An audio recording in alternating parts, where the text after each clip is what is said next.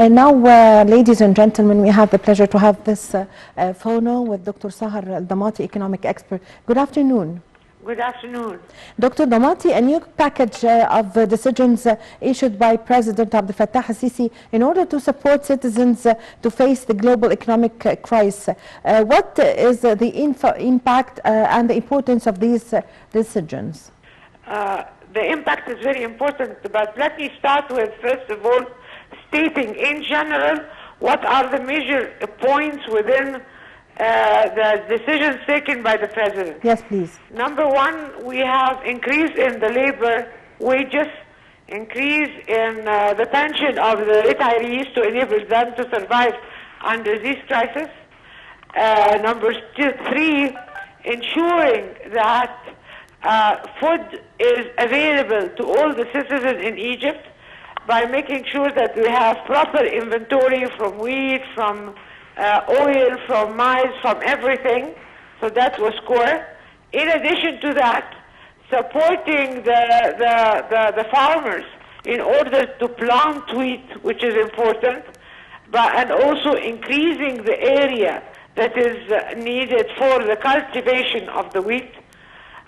We can add to that also that the proper monetary policy is implemented in order not only to curb inflation, but also to stabilize the prices across the next period, whether we're talking short or medium term, because inflation, as you're aware, has been increasing substantially as a result of the increase in the prices of food items, of energy, of major raw materials for production, and so on and so forth.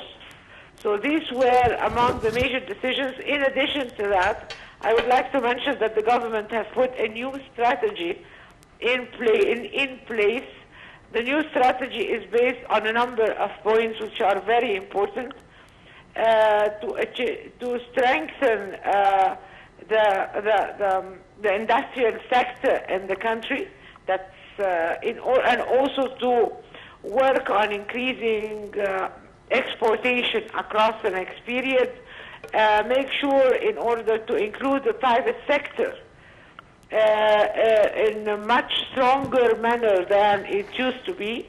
So next period is going to witness approximately government leaving around 89 different sectors, and the private sector will replace the government in these sectors. And across the next few years, this would be the strategy is based on three pillars. Number one, inclusion of 100% of the private sector. Other sectors would be public-private partnership, and a very small part which are of strategic importance to the country will be left to the public sector. Not to forget, of course, importance of strengthening the stock market as well. Hello? Hello? Yes, can you hear me? Yes, doctor, I can hear you. Okay. Not to forget, of course, that there are a number of issues that are on the table right now in order to strengthen the stock market in the country. Yes. So these are most of the major points that the government have embarked on over the last, since the global crisis or the war between Ukraine and Russia. Doctor, what are the citizens or the classes that are going to benefit from this? How can the citizen benefit from yes. what I just mentioned?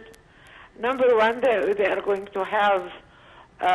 no, I mean, doctor, I mean, who are going to benefit from these decisions? Okay. Yes. Those decisions are going to benefit, number one, the low-income bracket groups yes. in Egypt, because they're going to have parallel markets with very reasonable prices relative to other sectors. Number two, there's still some subsidies giving for the bread, which is very important for the citizens of Egypt. Yes. So again, we're talking about low-income brackets. We are talking also about private sector when it comes to the strengthening of the industry and encouragement and support for the export sector. Yes.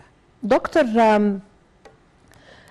how have these decisions, in addition also to the government programs and the initiatives that are launched by President Abdel Fattah el-Sisi, which is decent life and integration and solidarity, takaful karama, solidarity and integration, and also the decent life initiative that aims at raising the standards of living of more than 53 million Egyptians.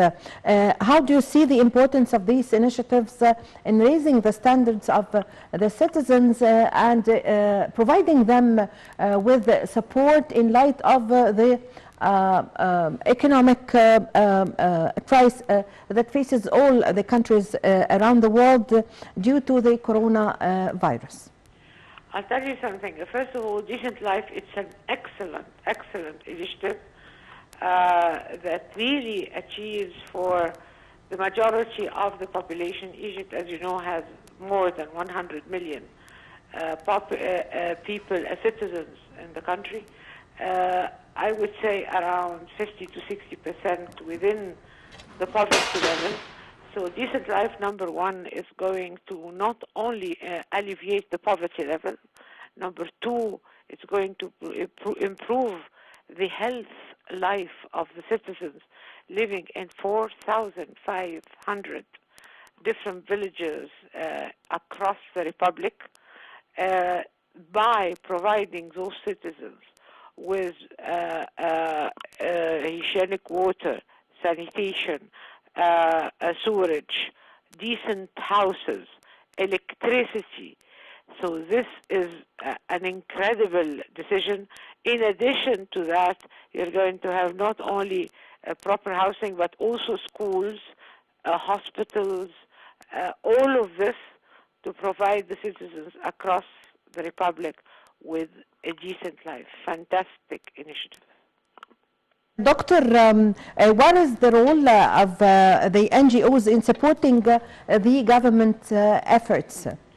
NGOs are very important because they provide what we call the reach out to different number of population across villages in the Republic. Egypt is a huge country, and accordingly, to reach the low-income brackets in different areas, that's not easy. So you resorted to the creation of non-governmental organizations, which are the NGOs, who are within those villages, who knows the people, who knows the needy people, and providing them with support, not only in terms of credit facilities to provide them with an employment opportunity, but also providing them with assistance in terms of training, decreasing level of literacy, introducing them to the new project regarding utilization of the mobile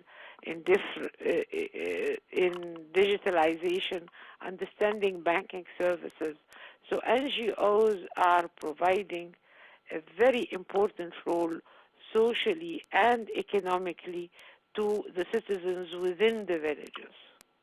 Yes, Doctor, we would like to shed more light also on the decent life. Recently, Prime Minister Dr. Mustafa Madbouli inspected Governorate of Bahira and said that decent life is in its first stage and is about to end by December. This is the first stage of the decent life. Would you give us your idea, your insight concerning how many families does a decent life project serve?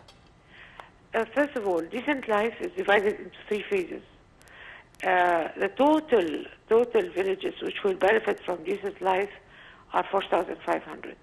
Each phase is around 1,500. As His Excellency, the Prime Minister mentioned, they are almost through with the first phase, that is 1,500. Remaining are 3,000 to be finished in the next 2 to 3 years.